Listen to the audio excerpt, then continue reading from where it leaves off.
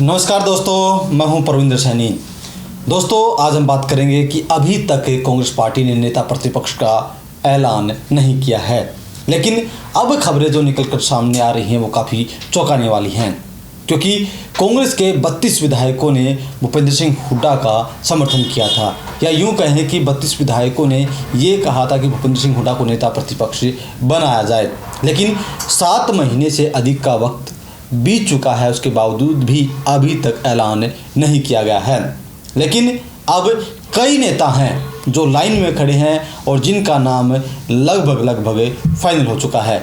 और इसी विषय पर चर्चा करने के लिए हमारे साथ राजनीतिक मामलों के जानकार वीरेंद्र राठी हमारे साथ मौजूद हैं। राठी साहब, आपका कार्यक्रम में स्वागत है। आपका बहुत बहुत धन्यवाद और सभी दर्शकों को मेरी तरफ से नमस्कार। राठी साहब, 7 महीने से अधिक का वक्त बीत चुका है, नई सरकार का गठन हुए, लेकिन अभी तक नेता प्रतिपक्ष गायब है, अभी तक नाम का ऐलान नहीं हुआ है। तो क्या हम ये मान लें कि भूपेंद्र सिंह हुड्डा का नाम कट चुका है, क्योंकि 32 विधायकों ने हुड्डा का नाम लिया था और नाम का ऐलान अभी तक नहीं हुआ?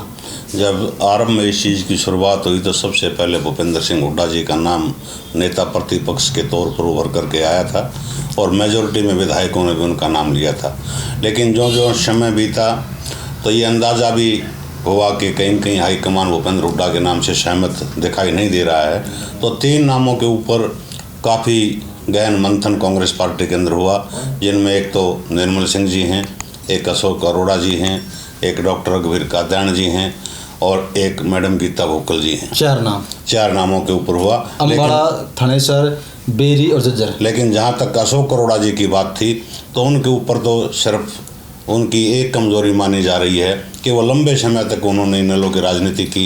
इनेलो से 3-4 बार वो विधायक रहे और कांग्रेस पार्टी में आने के बाद पहली बार वो विधायक बने हैं, तो उनकी तरफ तो इस पद का जाना ज़्यादा सा लोगों के गले नहीं उतर रही है वो बात।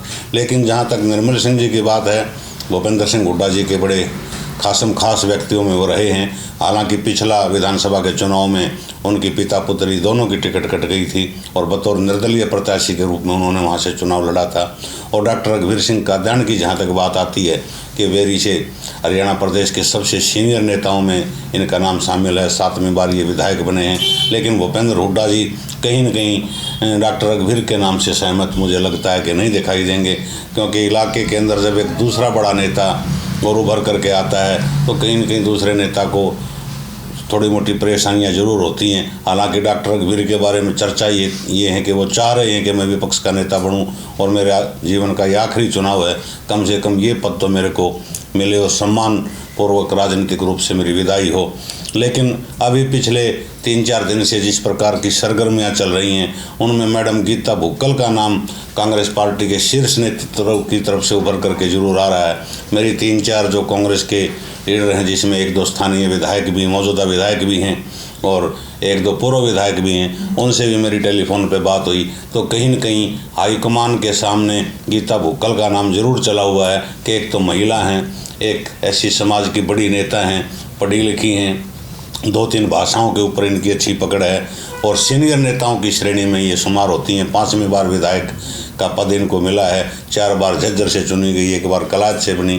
तो कहीं न कहीं आज की परिस्थिति ये है, जो विश्वस्त सूत्रों के हिसाब से हम अगर कहें, जो जानकारी हमें प्राप्त हुई है कि गीता भुक्कल के नाम पर नेता प्रतिपक्ष के रूप में मोहर लग सकती है। डॉक्टर साहब, क्या अगर हम विधानसभा चुनाव को देखते हैं तो डीसी समाज ने इस बार खुलकर भारतीय जनता पार्टी को वोट दिया था, तो क्या इसी वजह से जो गीता भुक्कल का नाम जो है निकल कर आ गया रहा है कि ताकि जो डीसी समाज है उसको तोड़ा जा सके और उसकी जो वोट है वो कांग्रेस की तरफ? देखिए, इसमें कई फैक्टर काम करते हैं। एक तो डीसी समाज की जहाँ तक आप बात कर रहे हो कि वो पूर्ण रूप से मेजोरिटी में कांग्रेस का साथ उन्होंने दिया है।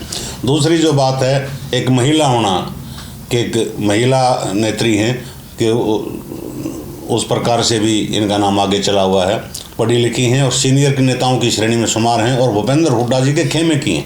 कहीं न कहीं भूपेंद्र हुड्डा जी भी जब ये लगेगा कि तेरे विरोधी गुट में कहीं ये पद जा रहा है तो वो भी चाहेंगे कि अपने इलाके के अंदर ये चौधर रहे, ये पद सम्मान का है, ये रहे, और वो भी इनके ऊपर अपना कहीं न कहीं मौन चुप्पी एक तरह से दे सकते हैं और वो देंगे भी। तो इनका ये कई फैक्टर इनके पक्ष में जाते हैं और उसी के कारण गीता भुक्कल जी का दावा मजबूत मुझे दिखाई दे रहा है। डॉक्टर साहब, क्या अब 7 महीने का जब वक्त बीत चुका है और सरकार भी सोच रही है कि हम कोर्ट में जाएं, तो क्या अब वो दबाव कांग्रेस पार्टी पर बन रहा है कि अब वो नेता प्रतिपक्ष का ऐलान करें? वो तो केवल कोर्ट में बीजेपी सरकार जाए या ना जाए, लेकिन ऑटोमेटिकली कांग्रेस जन जब इकट्ठे होते हैं, आपस में नेताओं से उनकी मुलाकात भी होती है, तो वहाँ की स्थिति भी हास्यास्पद होती है। वहाँ कांग्रेस के जो कार्यकर्ता हैं वो भी कांग्रेस के नेताओं से एक बात कहते हैं कि जी विपक्ष का नेता का चयन करना है, कर के एक तरफ क्यों ना होते, और वो भी बता देते हैं कि हमने तो अपनी राय दे दी है भाई कि वो भूपेंद्र हुड्डा जी को बनाओ, लेकिन हाईकमान ये तय नहीं कर, फैसला नहीं ले पा रहा। तो कहीं न कहीं पहला नाम तो चॉइस में भूपेंद्र हुड्डा जी का ही नाम लिया जा रहा है कांग्रेस विधानसभा के अंदर जो विधायक हैं उन द्वारा, लेकिन जब अब अपनी बात आती है तो उसमें कई नेताओं की जो है वो उम्मीद भरी निगाहों से देख रहे हैं, और उनमें जैसे मैंने बताया कि कांग्रेस जन पीछे जो अपने लीडर से मिलते हैं तो वो ये बात जरूर करते हैं कार्यकर्ता भी कि विपक्ष का नेता चुन लिया जाए, कि जनता के अंदर काफ़ी हास्यास्पद स्थिति हो चुकी है, इसको ज़्यादा लंबा मत खींचो। और कहीं न कहीं कांग्रेस के विधायक भी इस बात को मान के चल रहे हैं कि इस पद का जो चयन है कांग्रेस पार्टी ने जल्दी करना चाहिए। BK हरिप्रसाद जी को जब यहाँ का प्रभारी बनाया गया था, उनके सामने भी कांग्रेस के सभी नेताओं विधायकों ने एक बात जरूर रखी थी कि विधानसभा सत्र से पहले हमारा विपक्ष का नेता चुना जाना चाहिए, लेकिन वो किन कारणों से नहीं चुना गया। चाहते विधायक भी हैं कि नेता का चयन हो। डॉक्टर साहब, अगर हम देखते हैं गीता भुक्कल की जब बात आती है तो गीता भुक्कल हुड्डा के गुट से आती हैं, तो क्या ऐसे में कुमारी शैलजा हो या सुरजेवाला हो या चौधरी वीरेंद्र सिंह हो, तो क्या उनकी सहमति बन पाएगी?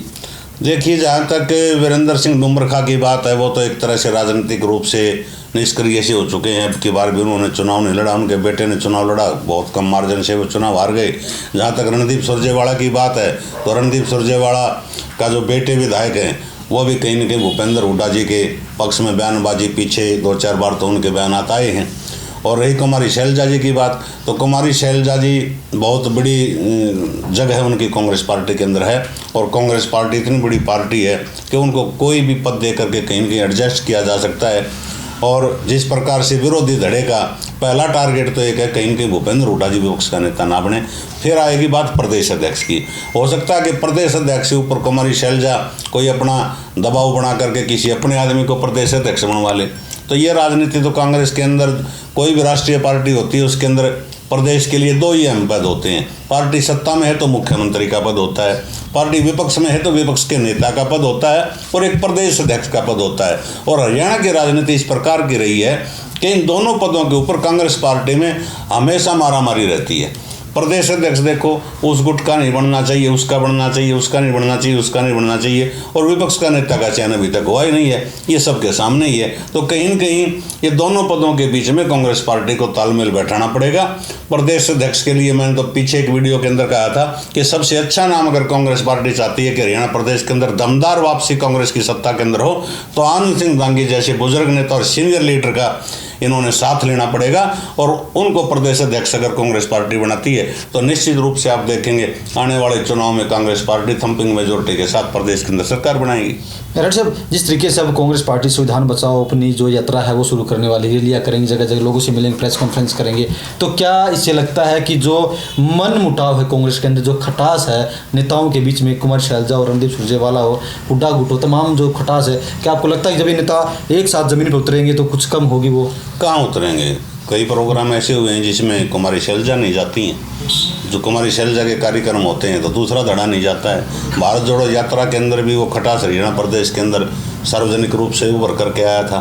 भारत जोड़ो यात्रा में राहुल गांधी जी ने पूरा दमखम लगा रखा था। उसके बाद चुनाव की कैंपेन चली, बार बार हम कई बार तो हम ही चर्चा कर चुके हैं कि किस नेता ने किसके मंच पे प्रत्याशी तक का नाम तक नहीं लिया, उसके समर्थन की अपील नहीं की।